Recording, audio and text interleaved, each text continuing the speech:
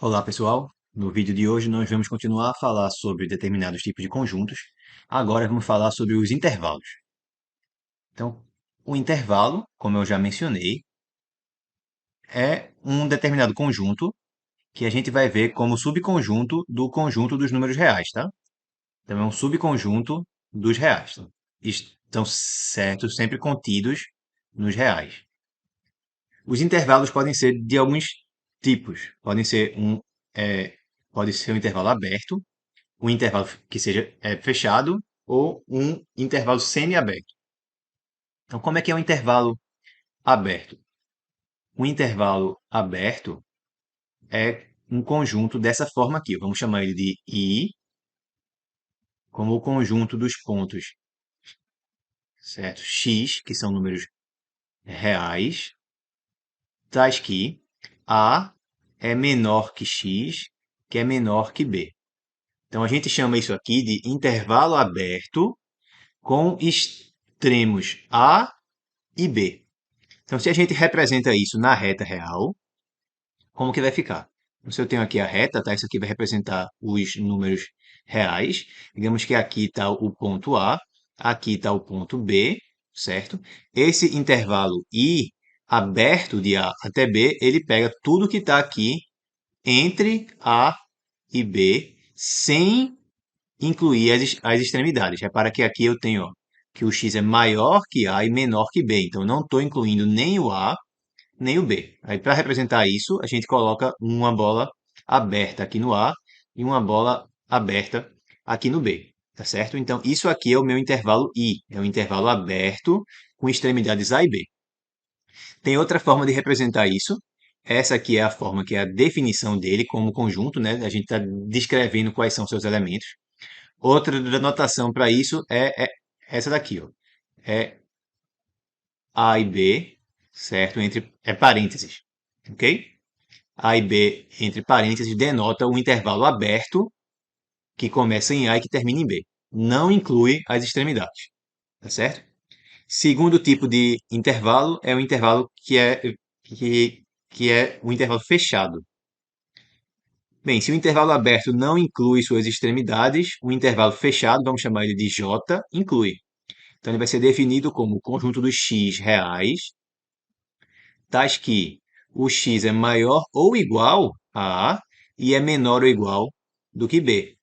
Então, representando isso na reta, mais uma vez, como é que vai ficar? Então, digamos que aqui de novo está a reta real, aqui eu tenho o A, aqui eu tenho o B. Então, o intervalo vai pegar tudo que está entre A e B, da mesma forma que antes, só que agora eu também estou incluindo os extremos, tá? Então eu também tenho, ó, eu estou colocando maior ou igual a A. O x é maior ou igual a A. Então eu também posso ser igual a A. Da mesma forma, o x também pode ser igual a B, é menor ou igual a B. Então eu também incluo esses extremos aqui. Esse que é o intervalo J, certo? E outra notação para o intervalo fechado é AB, certo? Só que ao invés de colocar parênteses de ambos os lados, a gente coloca colchetes. Então, isso aqui representa um intervalo fechado de A a B. É tudo que está entre A e B, incluindo A e B, certo? É claro que aqui o A é menor que B, tá? Senão não ia fazer sentido. Por conta disso, dessa notação para o intervalo fechado, tem outra notação que também se usa às vezes para intervalo aberto, que seria essa aqui, tá? Mas não é tão usada não. A notação que é mais usada e que a gente vai priorizar nesse curso é essa aqui de cima. Nesses vídeos, quando a gente mencionar intervalo aberto, a gente sempre vai se referir a ele com essa notação de cima aqui.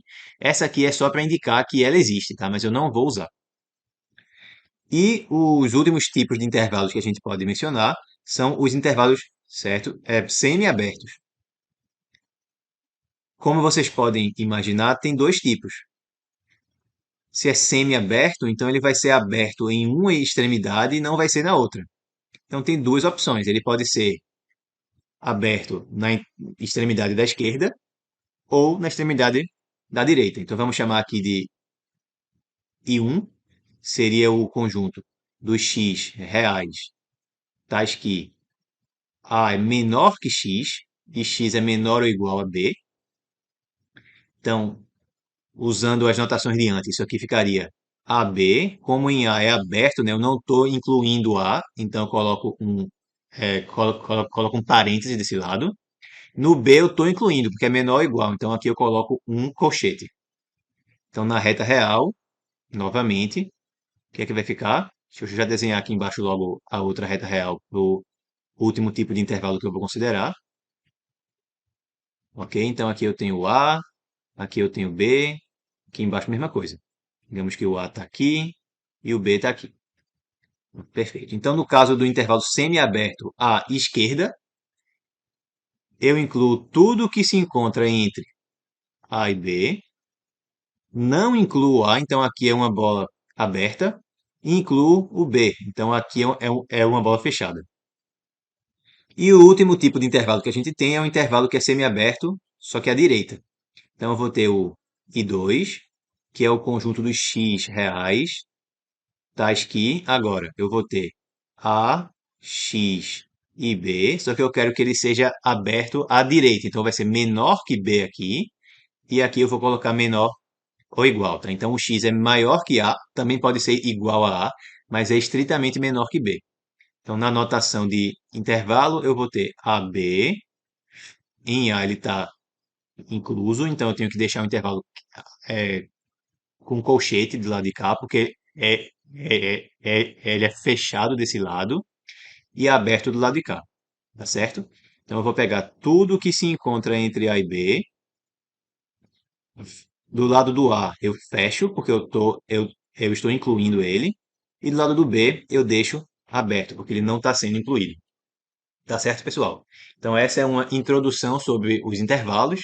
Na próxima aula, a gente conversa um pouquinho mais sobre eles, já que eles são conjuntos, a gente pode fazer operações entre eles, com interseção, com subtração, né? Com uma diferença, no caso, com a união, tá bom? Então, espero que vocês tenham gostado. Um grande abraço e até a nossa próxima aula.